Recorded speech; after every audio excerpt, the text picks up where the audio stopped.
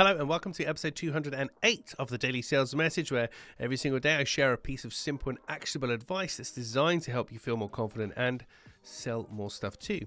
If you're new around here, my name is James Newell and I teach people how to sell, and I talk very, very quickly as I do it. I believe there's two real main components. There's lots of components we need to sell, but two main components that we need to sell effectively. The first one is a clear sales message. People have to understand exactly what you're trying to sell to them. So how do you communicate that to them?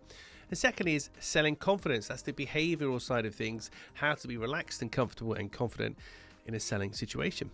In today's episode of the Daily Sales Message, we're talking about what you're made of. What are you made of? And this doesn't only just pertain to products, it can pertain to services too. But it's talking about what goes into something. So we've seen products before, 100% this, 0% that, made in this way, made from this stuff.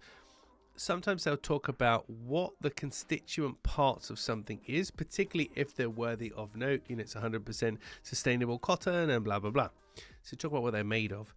This can also be true for services, but we have to tweak it slightly. So when we're talking about what your services are made of, we have to talk about the people that you employ and that you work with, the processes and the methodologies that they follow, and how they do what they do. So it's a little bit of behind the scenes stuff.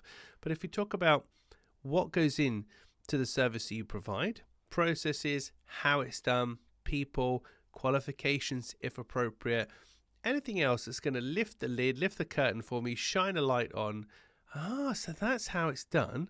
Without giving the game away, we don't want to give away all of the magic, but if you can explain a little bit about behind the scenes, what you're made of, what goes into your offering, it's very much well received by buyers. It's educational to them, it's interesting, and it can help them to make a much more informed decision about whether or not to go ahead with you. So from this episode, I really want you to think about what are you made of? What goes into your product? What goes into your service?